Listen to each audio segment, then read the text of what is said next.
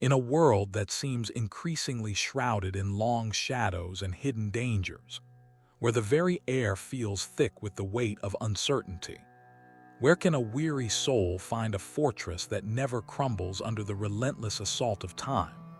We live in an age of unceasing noise, a digital storm of chaos and confusion that seeks to pierce the quiet chambers of our hearts and steal the hard-won peace we have spent a lifetime cultivating. You have walked many miles across the rugged terrain of this life. You have weathered the bitter seasons of loss, the stinging winds of betrayal, and the silent trials of the unknown. And perhaps you find yourself today looking at the horizon with a heavy chest, wondering if there is still a place of true, unshakable safety left in this shifting world. But I invite you to listen closely, not with your ears, but with the very core of your being, to the ancient echoes of a promise made before the foundations of the earth were laid. A promise that whispers of a secret place, a sanctuary not built by human hands or guarded by walls of cold stone, but woven from the very breath and eternal essence of the Almighty Himself. Let me pause here, because these are not mere decorative words cast into the wind. This is a truth that has traversed millennia, that has comforted kings on their thrones and beggars in their streets, that has sustained martyrs at the stake and mothers at deathbeds. This is the wisdom that does not age, that does not decay, that does not lose its power even when everything around it seems to be crumbling into dust and ashes. To dwell in the shelter of the Most High is not to pay a fleeting visit in a moment of sudden panic, nor is it a temporary refuge we seek only when the lightning strikes. No, my friend, it is to take up permanent, unwavering residence in the heart of the Creator. There is a profound difference, a difference that spans eternity, between a guest who passes through and a resident who knows every corner of the house, every hallway, every secret door, every window that opens to the celestial gardens. You are being called. Yes, you, with all your fears and all your wounds, to be a resident of the divine. Not an occasional visitor who knocks on the door only when the storm rages outside, but someone who holds the keys, who knows the way even in the deepest darkness, whose feet know every step of the stairway that leads to the most holy place. It is here, in this sacred stillness, far beneath the surface of worldly clamor, that we find the shadow of the Almighty. And listen well to these words, for they carry a meaning deeper than the seas. This is not a shadow of darkness, nor a shadow of gloom or fear. This is a cooling canopy of infinite tenderness, a divine umbrella that shields your spirit from the scorching heat of life's greatest tribulations. Imagine, if you will, the vast and powerful wings of a great eagle, feathers strong enough to defy the most violent hurricane, yet soft enough to cradle the most vulnerable hatchling. Under these wings, you are invited to find refuge, for His faithfulness is not a fragile or flickering thing. It is a shield and a rampart, an ancient armor forged in the fires of eternity and tempered in the tears of the faithful to guard your mind from the subtle arrows of doubt that fly by day. And what arrows these are! They come disguised as reasonable thoughts, as legitimate concerns, as justifiable anxieties. They whisper in your mind, what if you're not strong enough? What if the money runs out? What if sickness comes? What if those you love abandon you? These arrows are launched with deadly precision, aimed exactly at the places where your faith is weakest, where your old scars still ache. But you shall not fear the terror of the night, those cold and lonely hours when the mind begins to wander into the dark forests of what-ifs and the haunting echoes of whys. You know these hours, don't you? When the clock strikes 3 in the morning and the whole world seems to be sleeping except you and your fears. When every sound of the settling house seems like a harbinger of disaster. when every ache in the body feels like the beginning of the end, when every financial worry seems like an insurmountable mountain. It is precisely in these hours that the light of his presence dissolves the very fabric of the unknown, like the dawn that disperses even the thickest fog, like the fire that melts even the hardest ice. So the presence of the Most High destroys the power of the night over your soul. Even as the world speaks in hushed, fearful tones of pestilence, of invisible threats that haunt the air we breathe and the water we drink, you are reminded by this ancient wisdom that your life is held in a hand that spans the galaxies. Think about that for a moment. The same hand that positioned every star in its place, that traced the boundaries of the oceans, that breathed life into the nostrils of the first man. That same hand is holding you right now.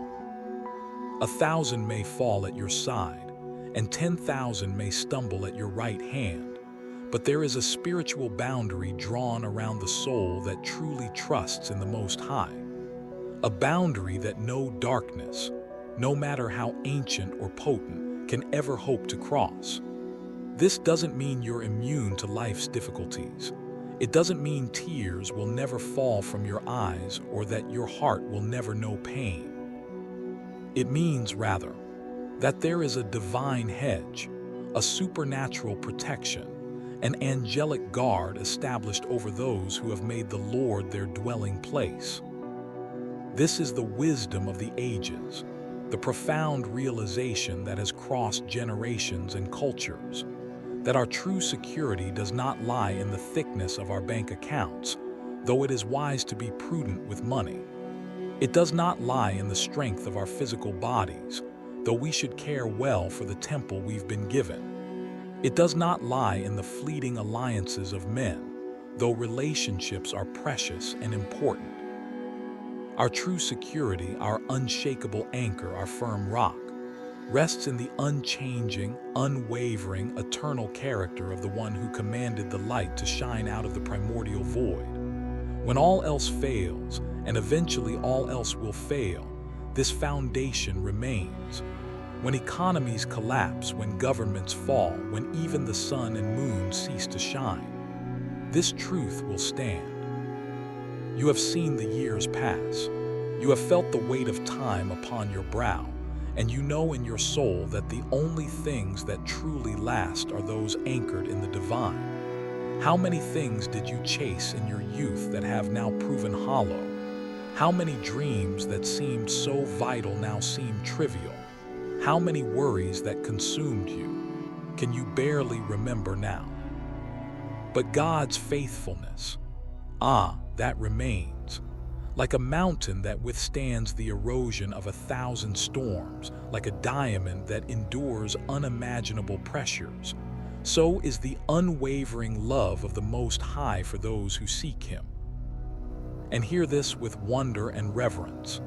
The angels themselves, those celestial watchers who stand between the seen and the unseen, between the physical realm and the spiritual, have been given a solemn and specific charge over you. They have been commanded, not requested, not suggested, but commanded to bear you up in their hands with a gentleness that defies human understanding, lest you even dash your foot against a stone.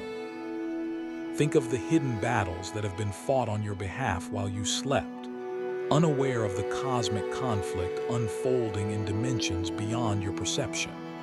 Think of the disasters that were averted by a hair's breadth, events you never knew were about to happen, the accident that almost occurred but didn't, the sickness that almost reached you but was deflected, the catastrophic decision you almost made but something stopped you at the last moment. Think of the silent, invisible protection that has guided your steps to this very moment. You are here now, breathing, hearing these words, not by blind chance or random luck. You are a living testament to His keeping power. Every breath you take is evidence of His mercy. Every beat of your heart is a drum playing the rhythm of His sustaining grace. You are not a product of chance. tossed by the capricious winds of an indifferent universe. You are not a statistical accident, a fortuitous clumping of atoms without purpose or meaning. You are a testament to his preserving power, a living demonstration that he keeps what is his. As you sit in this moment of deep reflection, as these words penetrate the layers of defense you've built over the years, let the resonance of these sacred words descend like a healing balm into the deepest, most hidden chambers of your spirit. Let them turn every lingering anxiety into a quiet prayer of surrender, and every flickering ember of doubt into a towering monument of faith. The lion and the adder may prowl in the tall grass of your circumstances, and oh, how tall that grass can grow.